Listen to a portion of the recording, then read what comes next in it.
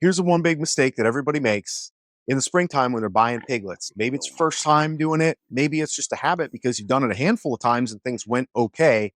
But the biggest mistake that I want to help you avoid is this right here. People wait until they're ready to bring the piglets home and put them in their pen before they find a breeder and say, "How many piglets can I get from you? Here's some money."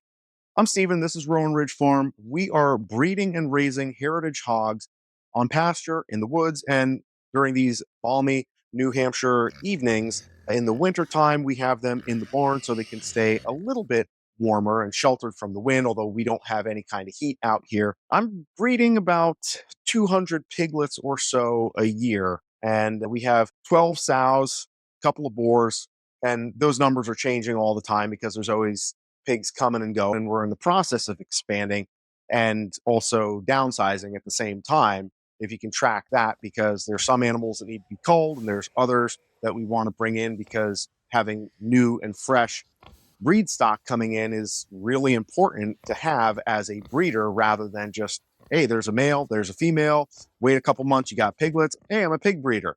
And that's the way a lot of people tend to approach it. When you wait until the last minute to try to secure your piglets, you wind up having to buy lower quality animals. That's what's left, and you have to work with what you've got. And you're not always going to have a bad experience buying lower quality animals, certainly.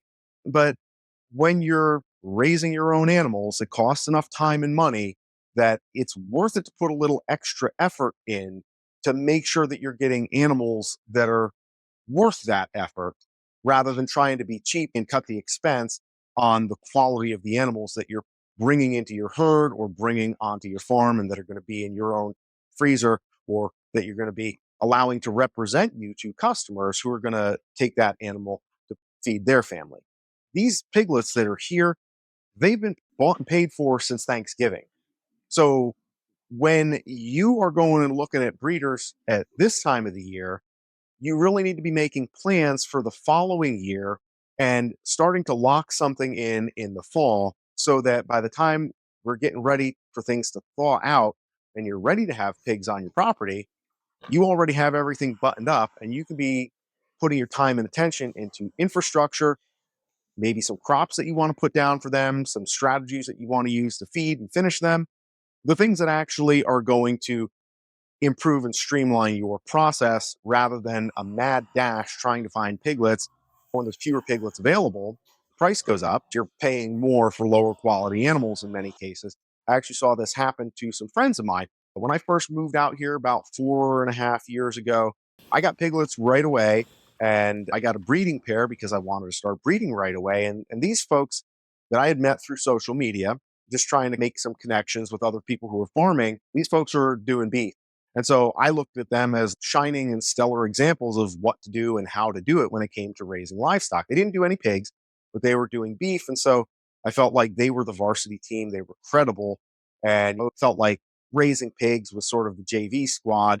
And so I was trying to always measure up to what they were doing. And they do a great job with their beef. I will not take that away from them. After I'd been breeding for a couple of years, they mentioned that they were going to try out pigs. And I was like, oh, this is going to be a slam dunk. These guys have, I don't know, around 100 acres and a whole bunch of beef. So pigs is just going to be a shoe in for them. And I said, hey, I have some piglets available, and this is how I'm raising them. This is how I'm doing it. And I told them my price. Now, we can have a conversation in a further video about pricing of piglets, but I don't price my piglets to be the cheapest. And I don't recommend that people look for the cheapest piglets that money can buy because in for a penny, in for a pound. Like if you're going to be paying a decent amount for an animal, may as well pay a little bit more to make sure that you're getting best animal that you can for your dollar rather than trying to save 5 or 10 bucks here and there. And then you wind up paying for it on the back end. And so they declined my offer because they said, oh, we found another breeder who was a little bit cheaper. And I didn't really think too much of it until they got the piglets home. And so I would shoot them a message every now and then. Hey, how the piglets going? I got used to seeing all their stuff on social media about their cows, and I wasn't seeing a lot about the piglets. And as it turned out, they had a piglet die, and they were kind of bummed about that. And then it was like, oh, we had another couple piglets die, and then there was a few more piglets died, and then they were all gone.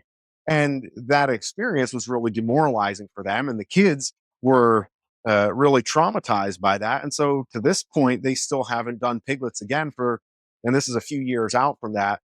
And a lot of that just was a result of the fact that they chose a breeder who was trying to stretch a dollar and avoid doing some, what I think was pretty basic medical care on his animals.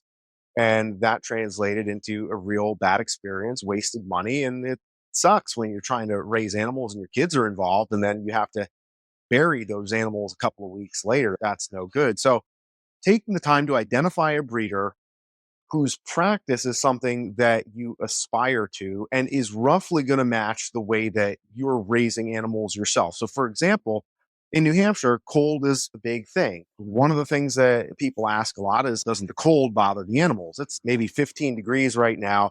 And you can see that these guys are not suffering in any way, shape, or form because they are dry.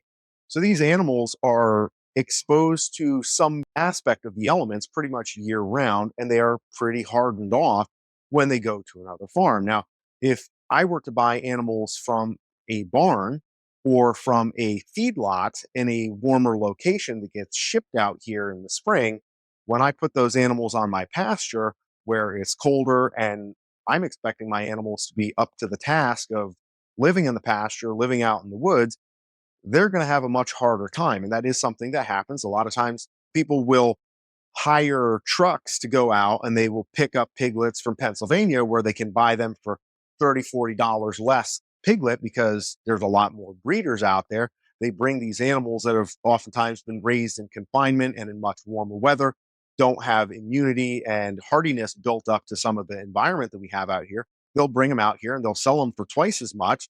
And people don't realize what they're actually getting. So when you have a relationship with your breeder, you actually know mom and dad, you know the parents, you know the kids, you know a couple of cycles of what these animals are looking like, and you can really get a sense for, okay, this is the sow, this is the boar, and here's what your animals are going to grow out like, and here's some experience in terms of what's going to happen. The breeder becomes somebody who's going to work with you to continue developing better quality animals, fresh genetics that's going to help you improve what you are doing and what you're able to offer as well. And if your breeder isn't excited about those things and doesn't really care about improving their product, and they think that a breeder's job is done once they have piglets, you just kind of rinse and repeat, I would argue that you could probably do better.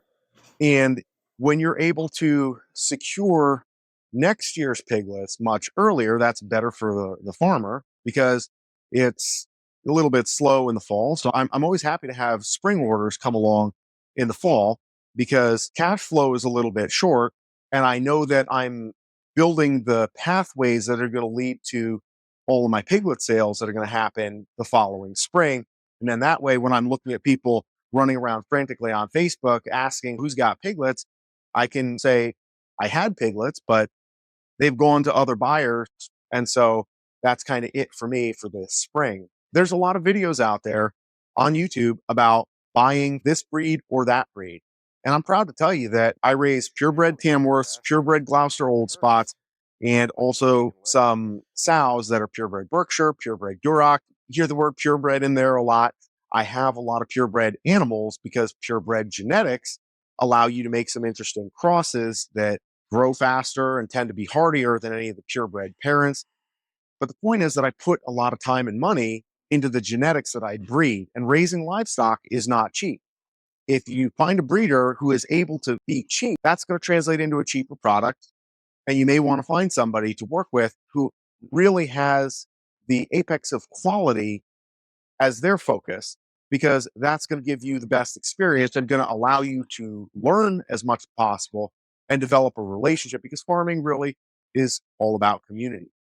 It's not just about a one time transaction. It's about saying, when I have a question about pigs, I can call Steve because I know he's going to text me back at 10:30, 11 o'clock at night, or give me a call or make recommendations when I'm saying, hey, I'm thinking about getting into breeding.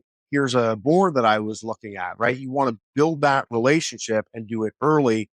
Buy for the breeder, not for the breed of pigs. Agree or disagree? I'd love to hear from you in the comments. Tell me what you think I got wrong and be happy to go back and forth with you a little bit. I always answer my comments back. I would love to have you subscribe to the channel, even if you think I'm completely wrong. We're going to be making more videos about pigs, piglets, breeding, butchering, farming, all that stuff, because we want to make America farmers again. And that starts with you and me. So let's get after it together. We'll see you on the next video.